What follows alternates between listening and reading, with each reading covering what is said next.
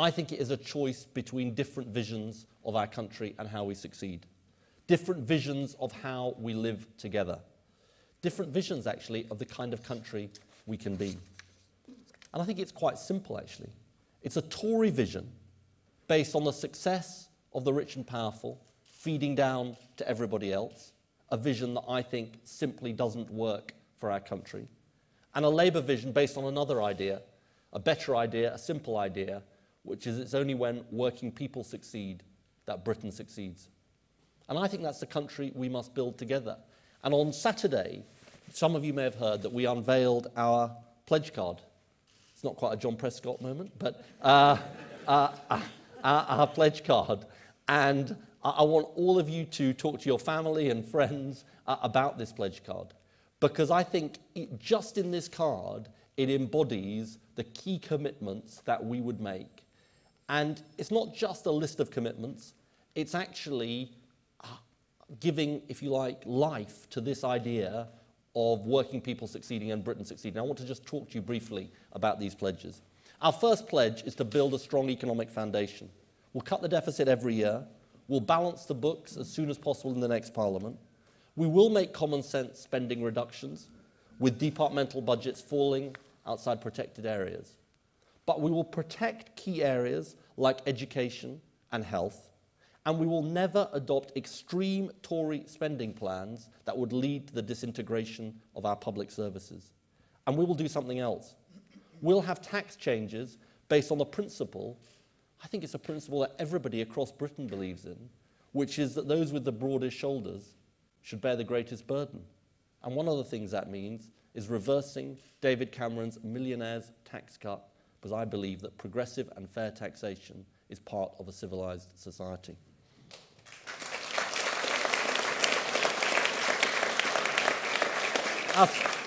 Our second pledge is higher living standards for working families, an £8 minimum wage, an end to the exploitation of 0 hours contracts.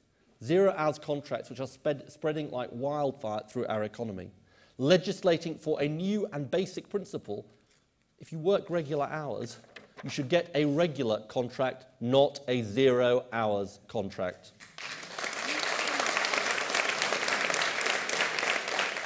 We'll introduce 25 hours free childcare for 3- and 4-year-olds, an energy price freeze so that prices can only fall and cannot rise, and something else, a new law to ensure that falling costs, and we know wholesale costs are falling in energy, falling wholesale costs are passed on to the consumer in lower energy prices this winter, because I believe somebody's got to stand up to these energy companies and the vested interests of our country.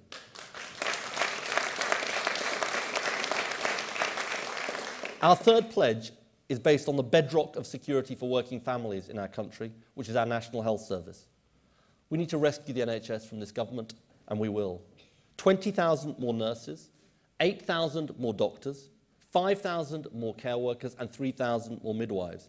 Paid for, and I'm absolutely clear about this, paid for by a mansion tax on properties worth over £2 million to support our Time to Care fund, and by doing something else, by closing the tax loopholes exploited by hedge funds that this Conservative government would never stand up to.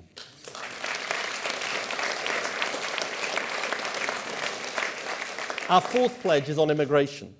People will have to wait at least 2 years until they can claim benefits, and we will call time on employers, and we know this happens in our economy, who don't pay the minimum wage, gangmasters that exploit migrant labour, recruitment agencies that only advertise abroad. Because I believe it is a progressive principle to say that we've got to stop the exploitation of workers wherever they come from, to stop the undercutting of wages and conditions for working people right across our country. And our fifth and final pledge is to our young people, and I know we've got young people here today: smaller class sizes for 5-, 6- and 7-year-olds, an apprenticeship for every school leaver who gets the grades, and tuition fees reduced from £9,000 to £6,000. Now, yet there's some people who say that the current tuition fee system is okay, that it's okay to land our young people with £44,000 worth of debt. But actually, you know what the government has managed to do? they've produced a system that doesn't just load more debt on our young people, it actually loads more debt on the taxpayer as well. And I think the right choice for our country is to invest in our future, invest in the next generation, and give hope back to our young people too.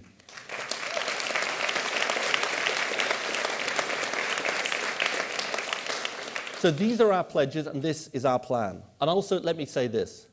I'm not going to spend the next 8 weeks speculating about what might or might not happen after the polls have closed. It is vital we spend the next 8 weeks debating the real choice facing the British people in this election.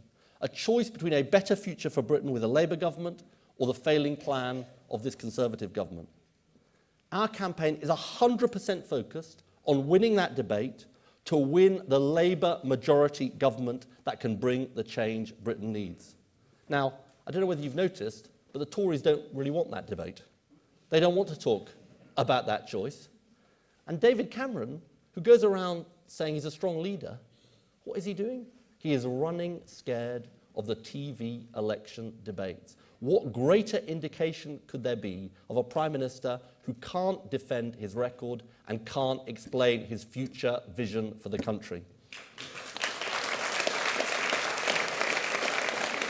And now the Tories are doing something else. The party that hasn't won a majority for over 20 years are running a misleading campaign based on the idea of a Labour SNP coalition. As I said on Thursday night, this idea is nonsense. It will not happen. There are big differences between us on a whole range of issues, not just on the integrity of the United Kingdom and another referendum, but on fair funding between the countries of the UK and on fair taxes. In continuing to repeat this claim, the Conservative Party and David Cameron are simply trying to scare people. Labour will not go into coalition government with the SNP. There will be no SNP ministers in any government I lead.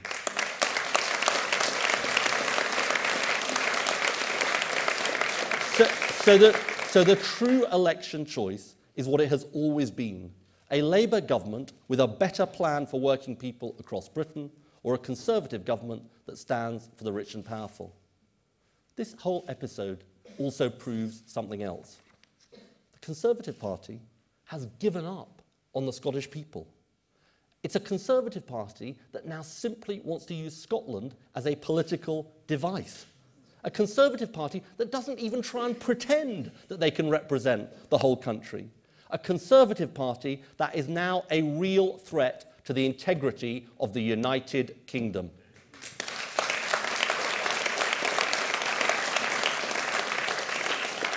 And it's a Conservative Party that has given up on winning a majority. And the real threat to working families across our country lies in the Conservative Party being in government. You know, over the weekend, we saw Nigel Farage announce that he wanted to prop up the Conservative Party in power after the next election.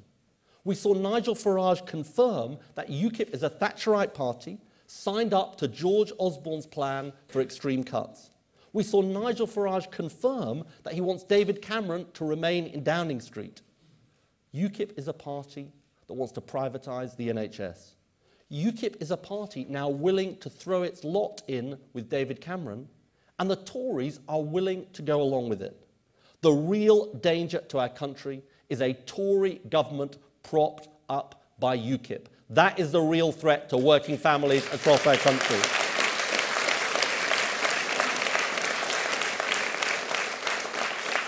So this is the choice at the election: a Labour government or a Tory government. A Tory government that thinks we succeed when only a few at the top do well.